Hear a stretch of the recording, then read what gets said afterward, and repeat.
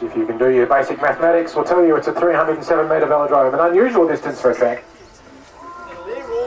Standards are either usually 250 metres or 333. This is 307, which is just a little bit weird, but that's how we like it. And the pace moderately high at this point, lap and a half to go. They're making an attempt to gain some height around the outside, but Merv keeps the pace up high and prevents Claire from taking that height. And she's making a move around the outside. She's trying to be assertive. Merv responding. They get the bell now. Merv still with the lead. Looking over his shoulder. Claire looking for a second opportunity to have a dig. She's going to lay off him and take a run at him if she wants to use the draft, as opposed to a point at the moment where she's in the breeze up the back straight. Merv just holding her off. Merv did qualify fast when he starts to stretch it out now. Claire will need to do a lot of work to come around the outside there. It's not going to happen this time. Merv safely through. Which is the discipline that Vanessa has primarily trained for over the last 12 months. So she can go from a long way out and just keep going. David will know this. She is on, I think, still restricted gears. Next year she's an under 19, but this year she's riding under 17.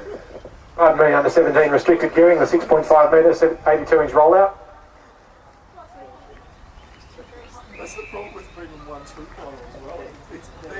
Dave at the moment trying to get in Vanessa's blind spot and maybe have a run at her.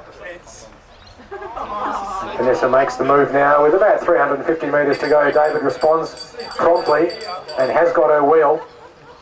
Can he hold the line as Vanessa starts to stretch it out? Dave swings up and inexplicably loses 2 metres. He's going to have to learn to hold that line if he's going to do that a little bit better in future.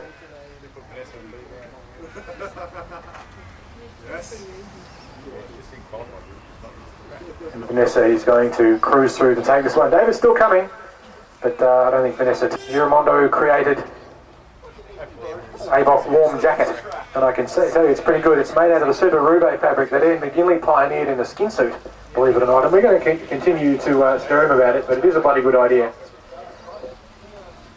Jennifer Campbell makes a bit of a move there to drive the pace up. Janine firmly on her wheel. Janine in the brand new jersey of the Team Flexor Cranks, which has some local significance. And Jennifer Campbell in the Team Splat jersey. They've gone fast from a long way out. Janine now making a move around the outside of Jennifer. Has she got the speed? Jennifer holding the lane, holding her on her hip. Grits her teeth. Janine would be pretty keen to have a win, and she starts to pick up the pace now with 200 metres to go, and she turns it on a little bit and goes straight past Jennifer Campbell. Drops down into the lane, and she can shut it down now if she wants. And Jennifer swings up and capitulates while Janine cruises over the line to an... as he's allowed to be. James, a first year under 15, and he gets quite up and close there to Nick, being quite assertive. He wants to keep this short and sharp. Nick knows it and doesn't want him to keep it short and sharp. Or at least that's probably what they're thinking. So James not giving Nick much room there at all to move. He does have the required amount of room to get past if he absolutely needs to, side by side coming out of turn 2. Across the pursuit line on the back straight. Here's James's opportunity to hook if he wants to. Push him up the bank. But, Nick, side by side with him out the corner. James senses the danger and raises the pace. He doesn't want to get caught napping in this point. And now it's on, and Nick with a little bit of a run off the bank there. He's on a bigger gear, but James has the lane and he knows he needs to own it.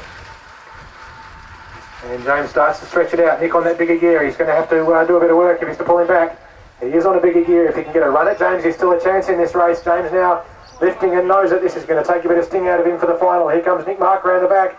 Will he have the legs to come up the back straight? No, he will not. James down does it. If John Tucker can upset the apple cart a little bit. John with the advantage. John Cochran, sorry, with the advantage of the faster qualifying speed and also the big kick. And I think his flying 200 didn't quite go as well as it could have done. There's a lot that you can do on this track to improve your flying 200 performance if you know the track well. And if Tracy wants to be careful, he doesn't end up being a skittle. So too Jamie Goddard, but he's safely across the track. Coming into that turn 3 transition point. No one's really used the hook and drop, maybe they're keeping it for later. Certainly we've seen some good run-offs from turn 4. and turn 2 of riders taking advantage of the height off the bank. We saw James Stan use that very, very effectively earlier in a round. Pace up now. John just holding John Tucker up high. John Tucker looking for an opportunity to duck underneath it, but it's not going to happen. And John Cochran goes late with a big kick. John Tucker's still up on his hip. He's still a chance in this. He drops down and gets a run at him, but I don't think that's going to happen. A little bit of inexperience there and a little bit of lack of tactical nous on John Tucker's part. He had a bit of a chance there. He can do. Benny Schofield has drawn the lead. He's in the blue and white. Nick Scarlett in the red and white. So easy to tell apart even for my bad eyes.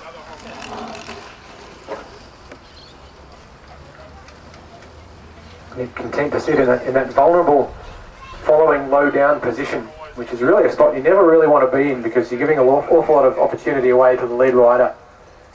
It's a very, very bad spot to be in. You have neither the advantage of height nor position.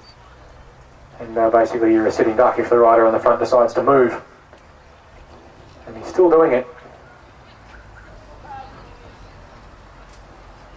Bit overlap now to go. Ben Schofield certainly with an advantage now, but now the position swings around and Ben looking over his shoulder to make sure that he's not giving Nick the opportunity to dive underneath him. Keeping it high, the pace lifting. Ben Schofield makes the move, drops down into the lane. Still just out of it now, he settles in the lane and Nick Scarlett gets his wheel. He's going to try and come round him on the bank. But Ben just starts to stretch it out a little bit. And it's going to be pretty close here to the line, a bit of a look over his shoulder. I think time between these two in qualifying. But we have seen Nick ride some pretty good races. In particular, he rode very well in the previous round, where he got a good run at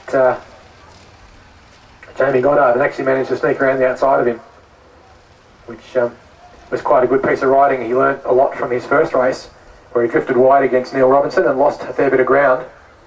And instead, the second time around, he held his line very closely around the lane and managed to take the win. Chris does have the advantage of being the fastest man here today. So he is definitely the hardest man to beat. It was Martin Barras, whose favourite saying to all of his riders is speed is the best tactic. And being the fastest puts you in the box seat. And Chris Ray is certainly the fastest rider here today, and he has been consistently one of the fastest throughout the series, although not the fastest on every day. We have had Emerson Harwood come down here and race round 5, where he rode the fastest qualifying time and then proceeded to pretty much clean up one of the National Talent ID riders. Chris Ray makes the move at the same time as Nicholas tries to go around the outside. Can he shut him down in the lane? Chris, with just a little bit too much speed, holds him on the hip, manages to maintain ownership of the lane. Chris at the moment just doing enough to hold Nick on his hip. He's trying to do as little as possible. He's got an appointment later in a final, and Chris Ray will take that one out. Looks to have the inside running, and Jamie takes height immediately. Jamie in the blue and white, the Avanti gear. Riding the Avanti Pista Pro bike, which is the same bike as the prize for the Trevor Watson Trophy aggregate. It's the same bicycle, or not exactly that one. We're not taking it out to run underneath Jamie and giving it to you. Neil doing a good job at the moment of just trying to keep Jamie on his hip. So he hooks him up there, and Jamie not prepared to be pushed around, quite happy to hold his position. And Jamie trying to hide that speed as he comes around the corner, but Neil very alert to that. He knows this track pretty well too. Will Neil do the hook and drop? Jamie takes a bit of height. Neil still holding him on his hip. Neil makes the move. Jamie responds very quickly, straight onto his wheel. This is Jamie's preferred position. He can get a good run at Neil and come past him around that bottom corner. Neil's going to have to hold himself in the lane. And he does that fairly neatly at the moment. It's a good charge for the line, but Neil Robinson, the